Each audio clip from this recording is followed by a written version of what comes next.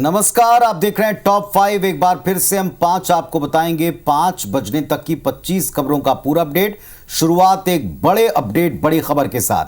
शहडोल में एक छात्रा के साथ में गैंगरेप हुआ था।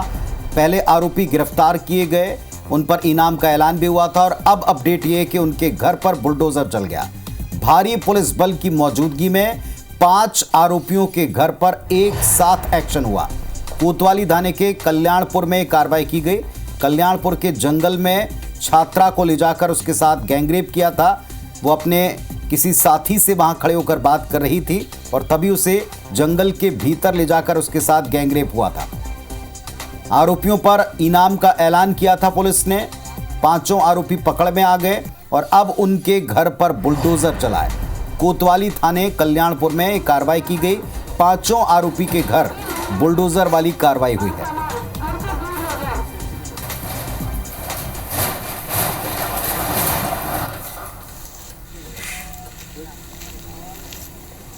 तस्वीरें आपको दिखा रहे हैं। कोतवाली थाने के कल्याणपुर में पुलिस एक्शन मोड में है। पुलिस ने कुछ ही घंटों में आरोपियों को गिरफ्तार किया है। हालांकि इस वारदात के बाद पूरे इलाके में भारी आक्रोश था। चुनाव के समय भारी सुरक्षा व्यवस्था के बीच ये कैसे हुआ, इस पर सवाल भी उठे थे, लेकिन अब पुलिस ने एक्शन दिखाया। 5 आरोपी गिरफ्तार हुए और सभी के घर पर बुलडोजर चलाए।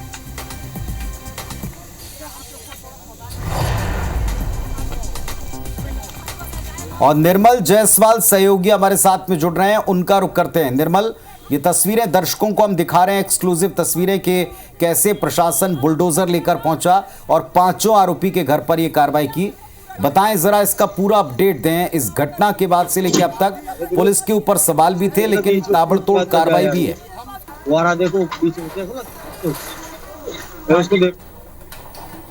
गैंग रेप होता है और उस नाबालिग लड़कियों को जंगल में ले जाकर 5 युवकों ने दुष्कर्म करते हैं और उसके बाद से फरार हो जाते हैं। पुलिस ने हालांकि इस मामले में सख्ती बरतते हुए 5 आरोपियों को अलग अलग क्षेत्रों से, रीवा और पाली के जंगल से उनको गिरफ्तार किया है।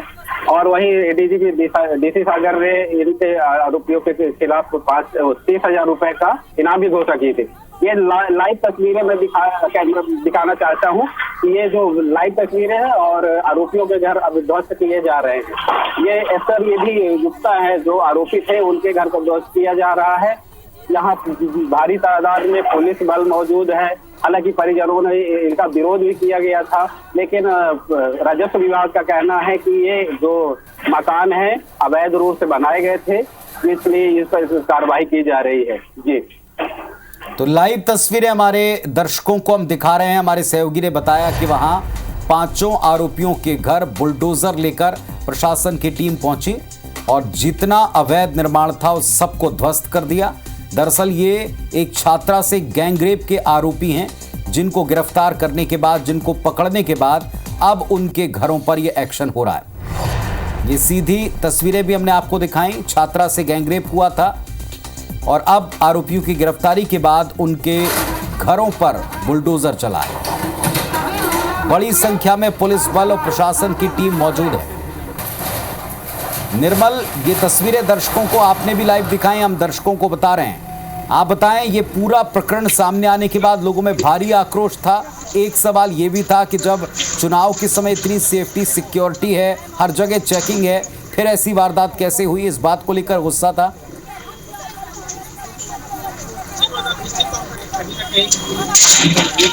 घटनाएं जो आ रही हैं और इसमें जो 5 आरोपी हैं, इसमें से कुछ आदतन कई मामले उनके खिलाफ दर्ज है, जिसमें अब उसके खिलाफ राष्ट्रीय की कार्रवाई की जाएगी। और इसके अलावा जो कुछ आरोपी थे उनमें जिला बदर की कार्रवाई के लिए प्रकरण प्रस्तुत किया गया था कलेक्टर के समक्ष और उस विचार किया जा रहा है। हालांकि अब जो कार्रवाई होगी रासूका की, वो देखने वाली बात होगी।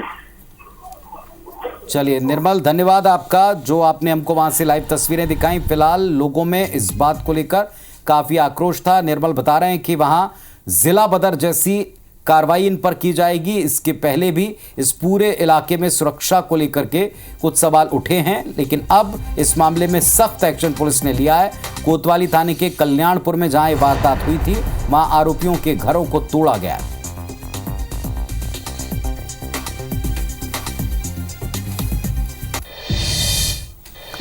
सैम पित्रोदा ने उत्तर भारतीयों को चाइनीज की तरह बताया। पित्रोदा ने दक्षिण भारतीयों को अफ्रीकी लोगों की तरह बताया। पित्रोदा ने पूर्वी भारतीयों को अंग्रेजों, पश्चिमी भारतीयों को अरबी लोगों की तरह बताया। पित्रोदा के बयान पर पीएम मोदी ने पलटवार किया। शहजादे के अंकल ने देश का अपमान किया, शहजादे को इसका जवाब देना होगा।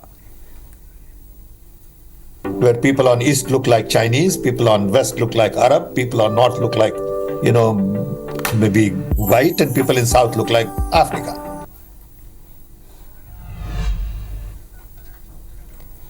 सैम पित्रोदा के उत्तर भारतीयों के चाइनीज की तरह बताने पर सियासी बवाल मचा हुआ है। पीएम मोदी के सैम पित्रोदा पर दिए बयान के बाद कांग्रेस महासचिव प्रियंका गांधी ने पीएम मोदी पर पलटवार किया है। रायबरेली पहुंची प्रियंका गांधी ने कहा कि पीएम मोदी इन बेकार मुद्दों पर पूरी तरह से चर्चा करते हैं। मैं उन्हें चुनौती देती हूं कि पीएम रोजगार, महंगाई और महिलाओं पर अत्याचार पर फुल टॉस खेलें, तभी मुझे विश्वास होगा कि हाँ, किसी ने खेला है। जो प्रधानमंत्री जो फुल टॉस पे खेलते हैं ना, तो इन्हीं फिजूल की बातों पे फुल टॉस खेलते हैं। मैं उनको चैलेंज करती हूँ, आप फुल टॉस खेलिए रोजगार पे, फुल टॉस खेलिए महंगाई पे, फुल टॉस खेलिए महिलाओं पे जो अत्याचार हो रहा है और जो अत्याचार कर रहे हैं उनको बचा रहे हैं, उस पे खेलिए। फिर मैं मानूंगी कि हाँ, कोई खेला है। प्रधानमंत्री नरेंद्र मोदी ने कांग्रेस सांसद राहुल गांधी पर बड़ा हमला बोला। तेलंगाना के करीमनगर में चुनावी रैली को संबोधित करते हुए पीएम मोदी ने कहा कि शहजादे 5 साल से 5 उद्योगपतियों को दिन रात गाली देते थे। अचानक उद्योगपतियों को गाली देना क्यों बंद कर दिया? रातों रात क्या हुआ जो उन्होंने गाली देना बंद कर दिया? क्या डील हो गई है? क्या टेम्पो भरकर माल पहुंचा है? अडानी अंबानी ने कितना माल भेजा, बताए। इसके साथ ही पीएम मोदी ने पूर्व की बीआरएस सरकार पर भी अटैक किया। बता दें कि चुनावी सभा के पहले प्रधानमंत्री श्री राजराजेश्वर मंदिर पहुंचे थे, जहां उन्होंने पूजा अर्चना की, जिसके बाद चुनावी सभा में वो पहुंचे। 5 साल से एक ही माला जपते थे, 5 उद्योगपति, 5 उद्योगपति, 5 उद्योगपति। फिर धीरे धीरे कहने लगे अंबानी अडानी, अंबानी अडानी, अंबानी अडानी। 5 साल से। लेकिन जब से चुनाव घोषित हुआ है, इन्होंने अंबानी अडानी को गाली देना बंद कर दिया। मैं आज तेलंगाना की धरती से पूछना चाहता हूं, जरा ये शहजादे घोषित करें कि चुनाव में ये अंबानी अडानी से कितना माल उठाया है, काले धन के कितने बोरे भर करके रुपये मारे हैं, क्या टेम्पो भर करके नोटे कांग्रेस के लिए पहुंची है, क्या सौदा हुआ है? आपने रातों रात अंबानी अडानी इनको गाली देना बंद कर दिया। जरूर दाल में कुछ काला है। प्रधानमंत्री मोदी के अंबानी अडानी वाले बयान पर प्रियंका गांधी ने पलटवार किया है। पीएम मोदी पिछले कुछ दिनों में बहुत सारी सफाई दे रहे हैं। पीएम मोदी ने मुझे फोन किया। प्रियंका ने आगे कहा कि पूरे देश की संपत्ति कुछ अरबपतियों को दे दी गई है। खुद तो शहंशाह है, लेकिन वो छोड़िए, लेकिन बहुत सफाई दे रहे हैं। आपने सोचा है क्यों दे रहे हैं? देश की पूरी संपत्ति पकड़ा दी है इन खरबपतियों को। देश देख रहा है, देश समझ रहा है। हवाई अड्डे, बंदरगाह, सड़कें, आप नाम लीजिए, कोयला। मैं वहाँ गई छत्तीसगढ़ में प्रचार करने के लिए, कोयले के खदान, इन खरबपतियों को पकड़ा दिए हैं। हरियाणा में लोकसभा चुनाव के बीच 3 निर्दलीय विधायकों ने बीजेपी सरकार से समर्थन वापस ले लिया, जिसके बाद 90 विधायकों वाली हरियाणा विधानसभा में बीजेपी सरकार अब अल्पमत में आ गई है। इनमें पुंडरी से विधायक रणधीर गोलन, नीलोखेड़ी से धर्मपाल गोंदर और चरखी दादरी से विधायक सोमवीर सांगवान शामिल हैं। इन विधायकों ने बीजेपी सरकार से समर्थन वापस लेकर कांग्रेस को अपना समर्थन दे दिया। तीनों विधायकों ने हरियाणा के पूर्व मुख्यमंत्री भूपेंद्र सिंह हुड्डा और राज्य कांग्रेस प्रमुख उदय भान की मौजूदगी में समर्थन वापसी की घोषणा की है। पूर्व मुख्यमंत्री श्री मनोहर लाल जी और वर्तमान के मुख्यमंत्री श्री नायब सैनी जी जैसे चुनाव प्रचार कर रहे, अच्छी बात है, सभी ने करना चाहिए। तो हमें महसूस होया भी नीलोखेड़ी हल्के में जब प्रोग्राम था हम सरकार के साथ, तो वहाँ किसी भी उसमें जैसे नीलोखेड़ी प्रोग्राम करा, त्रोड़ी करा और निस्संग में करा, तो हमें कोई वहाँ सूचना ही नहीं दी कि भी आप भी आओ, तो आपको कैसा लगेगा? जनता के बीच में तो झूठ बोल करके उनको बरगलाने का काम करते हैं, परंतु इस प्रकार से ये भ्रम की स्थिति पैदा करते हैं कि सरकार अल्पमत में है, सरकार को कोई दिक्कत नहीं है, मजबूती से सरकार काम कर रही है। पहली बात तो वो शामिल नहीं हो सकते, जिस दिन शामिल होने की बात करेंगे उस दिन उनकी सदस्यता चली जाएगी। मैं इसलिए कह रहा हूँ शामिल नहीं हो सकते। दूसरी बात, ये राजनीति का अखाड़ा ये कई दिन चलना है। बहुत से लोग हमारे संपर्क में हैं, वो चाहे जेजेपी के हो चाहे कांग्रेस के हो, वो अपने घर को संभाल के रखें, वरना वो चाहें तो उनके 30 विधायक आए मैदान में, देखेंगे क्या होना है। और इन सब के बीच छत्तीसगढ़ की सभी सीटों पर 3 चरणों में चुनाव संपन्न हो चुका है। चुनाव को लेकर डिप्टी सीएम विजय शर्मा ने कहा कि बीजेपी ने जनता के हित में मुद्दे उठाए। महंगाई बेरोजगारी के मुद्दे पर मौन रहने के आरोप पर कहा कि कांग्रेस ने पूरे चुनाव में कीचड़ फैलाते रहे, जिसमें अब कमल खिलेगा। और अब खबर इंदौर से। इंदौर लोकसभा सीट में नोटा को लेकर के बीजेपी और कांग्रेस के बीच युद्ध छिड़ा हुआ है। नोटा के प्रचार प्रसार को लेकर भाजपा और कांग्रेस के कार्यकर्ता नेता आमने सामने आ गए हैं। कांग्रेस जगह जगह नोटा के पोस्टर लगवा रही है और बीजेपी नेता अब इसे हटा रहे हैं। बीजेपी नेता का एक वीडियो वायरल हो रहा है जिसमें वो ऑटो से नोटा का पोस्टर फाड़ते हुए नजर आ रहे हैं। दरअसल कांग्रेस ने गाड़ियों पर नोटा के पोस्टर लगाने का अभियान शुरू किया है। और इस वक्त एक बड़ी खबर रायपुर से। हैदराबाद में छत्तीसगढ़ के 3 मजदूरों की मौत हो गई।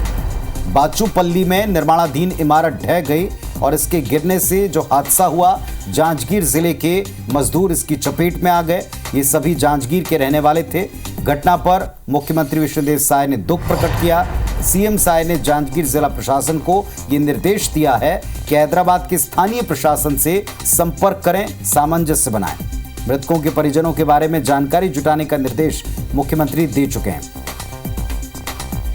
तो हैदराबाद में हादसा हुआ एक निर्माणाधीन बिल्डिंग में और इसकी चपेट में छत्तीसगढ़ के जांजगीर के मजदूर आए। जिला प्रशासन को मुख्यमंत्री ने निर्देश दिया है कि हैदराबाद के स्थानीय प्रशासन से संपर्क बनाकर सामंजस्य बैठाएं और परिवारों का पता लगाएं।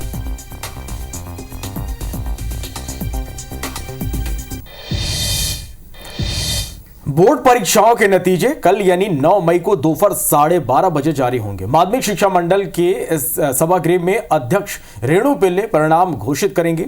आचार संहिता की वजह से इस बार शिक्षा मंत्री रिजल्ट जारी नहीं करेंगे। बता दें कि 10वीं की परीक्षा में इस बार 3,42,000 छात्र शामिल हुए थे और 12वीं की परीक्षा में 2,54,000 छात्र सम्मिलित हुए थे।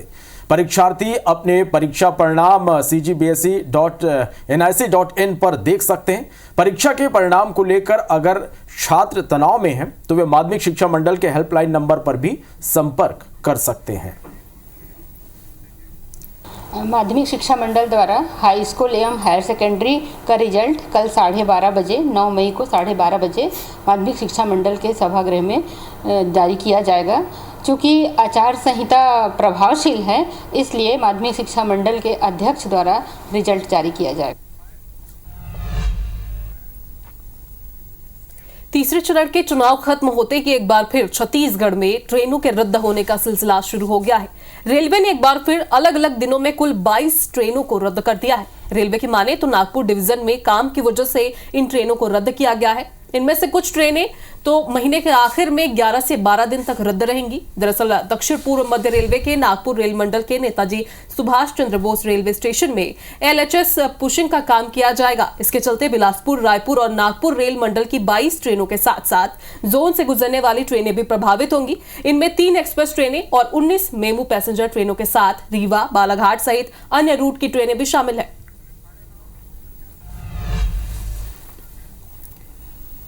और दमोह से एक बड़ी खबर है। जिले में फिर से धर्मांतरण का मामला सामने आ गया। Saint John higher secondary school के प्रिंसिपल पर अब की बार आरोप लगे हैं। जबरन धर्मांतरण कराने का आरोप लगा है।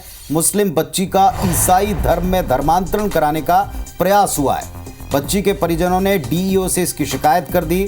Saint John higher secondary school का मामला है, जहां प्रिंसिपल पर आरोप है कि एक बच्ची का धर्म बदलवाया, उसे ईसाई धर्म में कन्वर्ट किया है। तो बड़ी खबर आपको दे रहे हैं दमोह से, जहां एक बार फिर स्कूल में धर्मांतरण का प्रयास हुआ। बच्ची के परिजनों ने इसकी शिकायत DEO से कर दी है।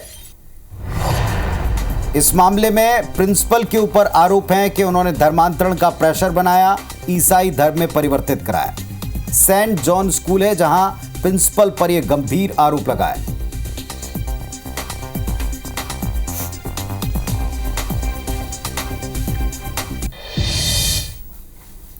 इधर रायसेन में सड़क पर महिलाओं ने प्रदर्शन किया है। सड़क पर बर्तन रखकर महिलाओं ने विरोध किया।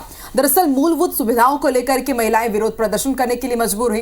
ग्रामीणों ने अधिकारियों को बुलाने और समस्या के समाधान की मांग की है। सुल्तानपुर नक्तरा मार्ग के भूरी टेकरी में महिलाओं ने प्रदर्शन किया।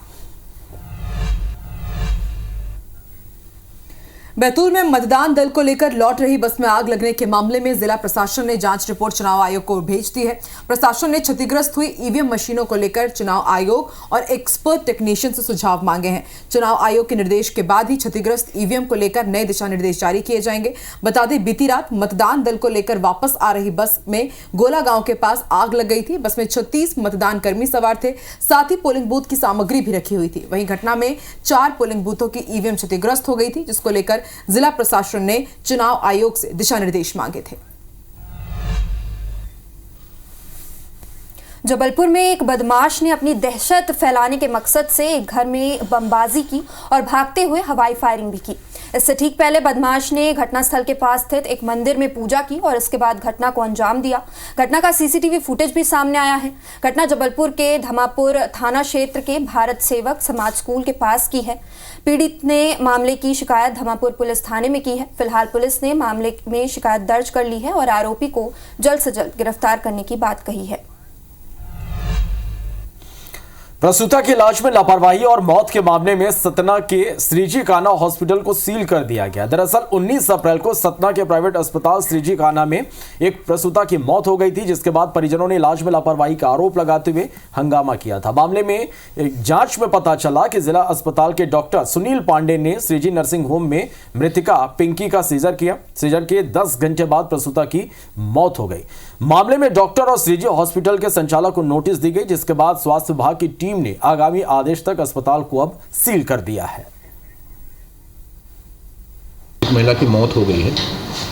इसकी इंक्वायरी के लिए इससे संबंधित लोगों को नोटिस जारी किए गए थे, उनसे जवाब मांगा गया था। हॉस्पिटल के द्वारा नोटिस का जवाब नहीं देने के कारण उन्हें आज अपनी टीम भेजेगी। टीम ने भी कुछ कमियां पाई। इस आधार पे आगामी आदेश तक के लिए उनके कार्य में रोक लगा दी गई है नर्सिंग होम के संचालन में। तो IBS24 पर खबरों अपडेट का सिलसिला लगातार जारी रहेगा। बड़े विषयों पर डिबेट भी होगी। आप देखते रहे IBS24। फिलहाल हम पांचों को इजाजत दें। नमस्कार।